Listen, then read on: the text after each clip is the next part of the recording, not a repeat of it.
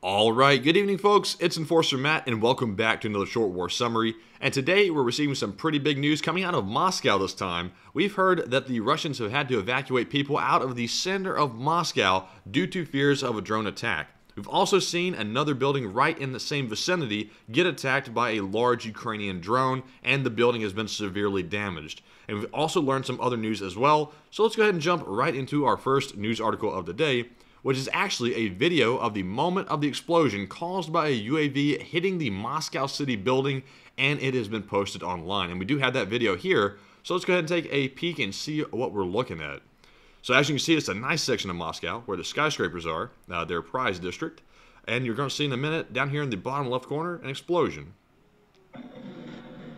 And there it was, a very large and potent explosion. It hit a building somewhat out of sight, and we'll see just in a minute what building that actually was. But as you can see, large puff of smoke, big explosion, and right next to the prize propaganda district where all the office workers are in Moscow.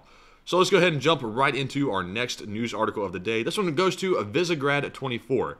And it's a picture of the damages on a building in Moscow after a Ukrainian drone strike last night. And it says here that one of the airports in Moscow had to close this morning due to a threat presented by Ukrainian drones. And from this image here, which we do have some more images later, we can see the firefighters up here on the ladder inspecting the damage, and you can see a large chunk of the building has been blown up. The metal, which is basically on the side of the building, has been absolutely shredded and mangled, and everything else has been imploded or exploded. So quite some severe damage on this building, and I'm not really sure what the building is, but we'll see the top of it in just a moment. So moving on to our next post, we have one from Anton Gerashenko. And let's go ahead and enlarge this video. But real quick, he says all Moscow airports were closed last night due to the drone attack. So that's every single airport in Moscow was closed. And there's also flight limitations in action in Vnukovo. I can't even say that. I'm not going to try. That's tough. And we also have 4 other airports here, or the 4 in total. And it says one of the planes scheduled to land in Moscow had to reroute to Minsk. And that was reported by Russian state media. So let's go ahead and take a look at this video here and see exactly what the building looks like. So as you can see, the top of the building is definitely a pretty bright blue with some white writing on it. I can't really tell exactly what that is. I want to say almost a hangar is what it looks like over there on the right. But I just cannot tell. And sadly, there's not a lot of information about what the building is online either. So if you know, please put it down in the comments below. I hate to say that because I'd like to have the answers for you on this, but sadly, we are in the dark. So with that out of the way, let's move on to our next post here. And we can see the post from the Kyiv Post. About 2,000 people or more evacuating from the Moscow City Business Center after an anonymous report of an approaching drone. And I'm not sure if maybe the Ukrainians might have placed a fake call to cause them to evacuate the building, or if it was actually a legitimate call that the Russians might have placed thinking that something was about to happen. But nonetheless, the call caused everyone in the building to evacuate, and you can see it in this video here, which I'll enlarge right now, that everyone had to get out.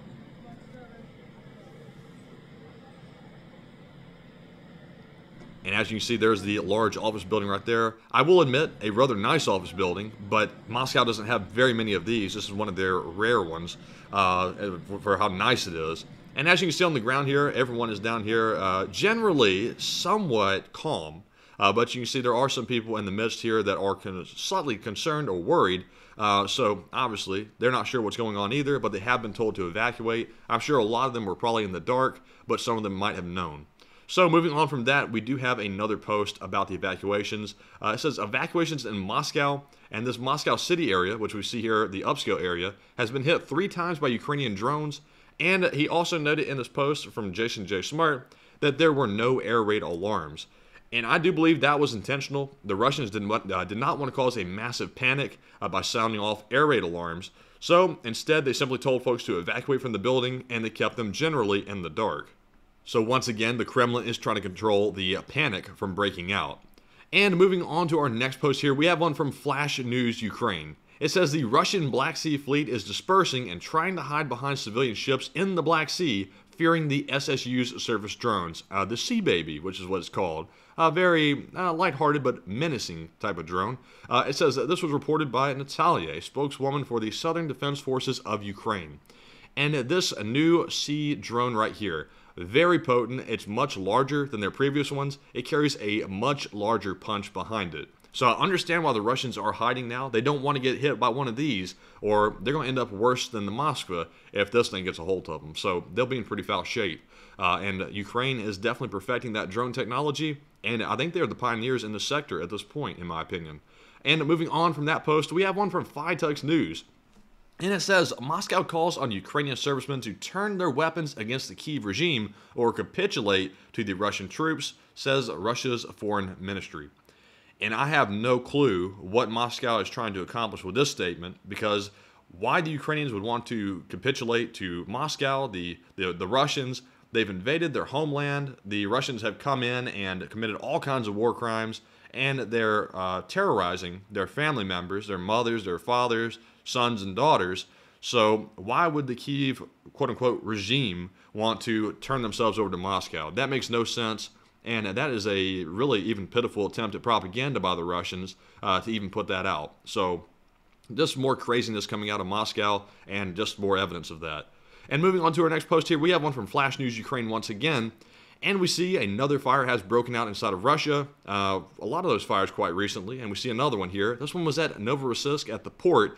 And the Russian media reports that the seaport caught fire and the wooden pallets caught fire at the terminal, and smoke is visible from different parts of the city.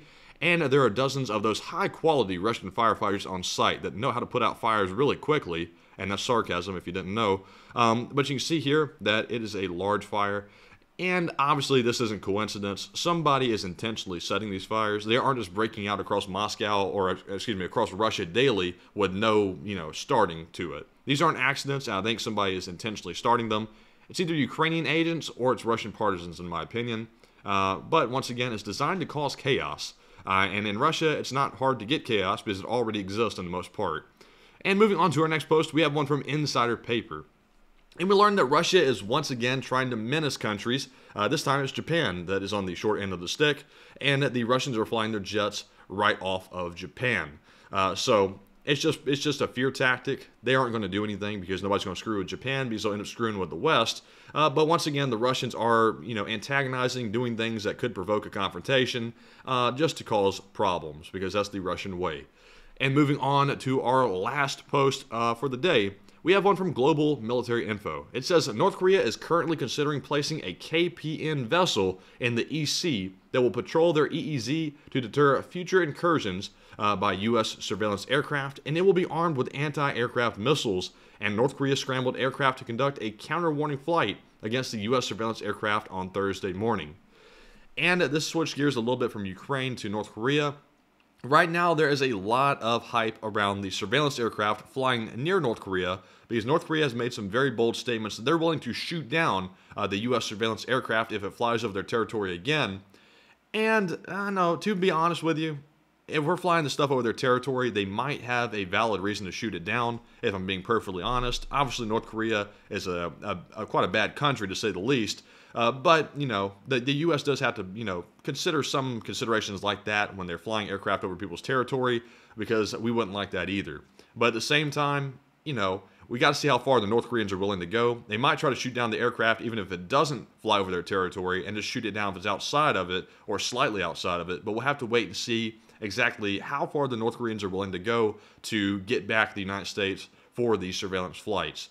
But for now, that is all of our news. So I hope this video has been informative to you, and I hope that we've delivered some news that you hadn't heard yet. Sadly, we got the summary out a little bit late today just for life reasons going on in the background, mainly law school. So hopefully this was informative. And also, please press the like and also subscribe to the channel as well if you already haven't. And also peep our Twitter page, or now known as X page, weirdly enough. Go over there and press the follow button, if it's still called follow, and go and peep that Twitter page or X page, whatever you want to call it. And also in the description below, we do have a link to our Patreon page as well, and you can support the channel over there and help us keep making these type videos. Thank you all for watching, and we'll see you tonight at 10 p.m. Eastern on our nightly Ukraine war news stream. And bye-bye for now.